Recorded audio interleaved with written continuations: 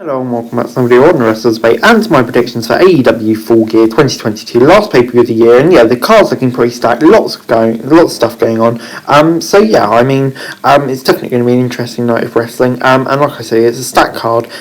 So let's get straight into it, and we're going to kick things off with the steel cage match between Jungle Boy and Luchasaurus. And yeah, this kind of feels like the match where Jungle Boy has to come out the victor. Obviously, he's lost to Christian Cage and Luchasaurus now.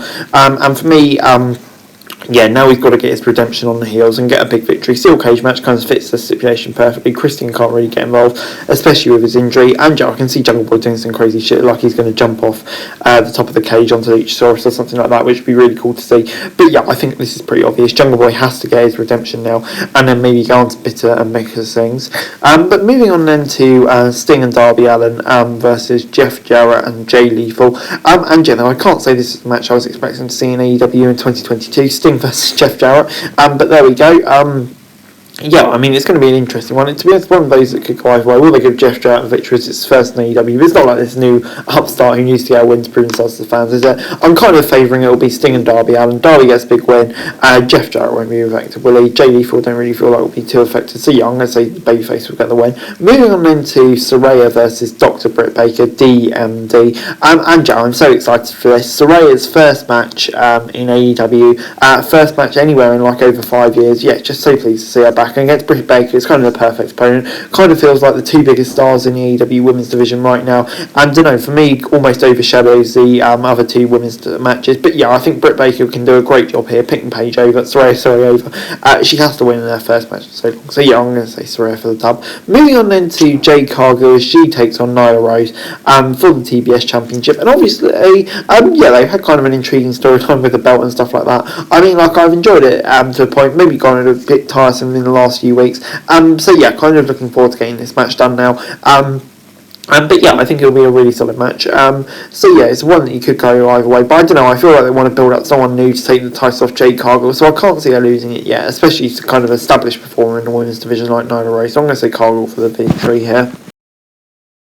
Death Triangle take on the returning Elite for the AEW Trios Championship, and yeah, I'm so happy the Elite are back. It kind of just felt like the trio titles, Tony Conway saw that time while Omega was out injured to bring in the trios titles, and he done it, and it kind of feels like it's just been there really waiting for the Elite to return, obviously from everything that happened all out. I'm so happy they're finally here, and I think this is a crowning moment for the Elite, and hopefully they can have a proper trios title run, which they've all been waiting for. So yeah, I'm going to say Elite. Moving on then to Wardlow versus Powerhouse Hobbs versus Samoa Joe for the TNT Championship. And this is a really interesting one because obviously Joe has been a bit of a beast recently, turned heel. We all know what Joe's about. Powerhouse Hobbs as well, getting a bit of a push after the feud with Ricky Starks. But Wardlow, I don't know, I just don't feel like he's maximised his potential with a TNT title belt.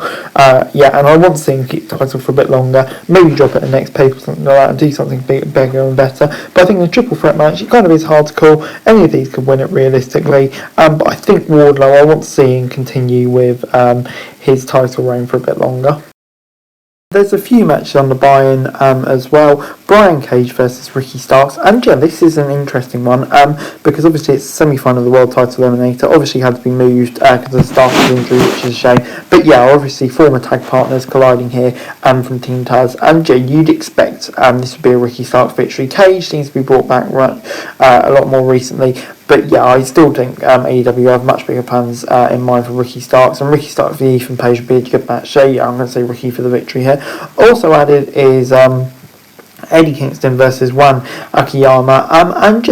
This is an interesting match. Obviously, I know Akiyama's a bit of a legend. I don't know too much about him. I'd be lying if I said I did. It sounds like it's going to be a really good match. What he did on Rampage with Takeshita and everything like that was really, really good as well. So I'm looking forward to this. I think it'll be a good match. But I think just AEW, obviously Akiyama doesn't really need to win. Kingston's kind of yard. So I think it'll be Eddie Kingston that gets the win here. And finally on the buy-in, Orange Cassidy and the Best Friends, Rocky Romero and a very evil, very mysterious partner, God knows who that'll be, against the Factory. I think this is going to be babyface. It's kind of that classic sort of pre-show match, really. well, the baby faces get the win for the crowd to go into kind of like the main show happy. I would say, yeah, I mean Cassidy and Danhausen, you don't really get too big a baby faces than that, so yeah, it definitely makes sense. So yeah, I'm going to say Cassidy's team for the win. Moving on then to the ROH World Championship match between Danielson, Jericho, Castagnoli and Guevara. And yeah, I kind of thought long and hard about this one. It's a hard one to predict because you feel like could go either way. I'm kind of leaning towards Jericho at the moment, but at the same time, Danielson can get a win, give him something to do while Moxley is feuding with MJF for a bit longer, I guess, or Castagnoli and Guevara as well, all give them something to do really. But I feel like Jericho, he's doing really great with that belt at the moment. It's creating an interesting story, and also having Jericho's champ will help ROH find TV deals, as long as they Jericho.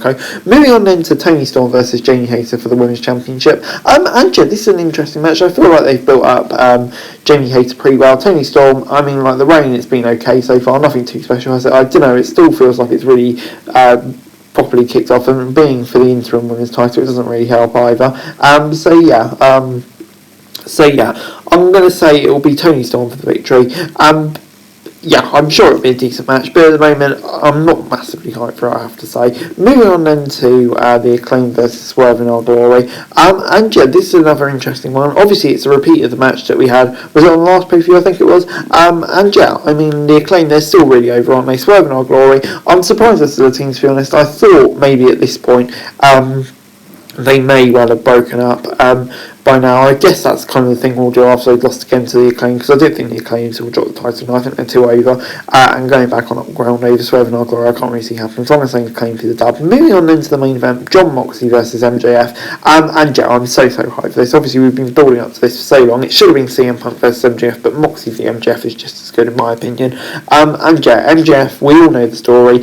For me, it has to be the times given about. Moxley, as we know, might be going away soon for a bit, and yeah, he deserves that break. And for me, it has to be MJF's time.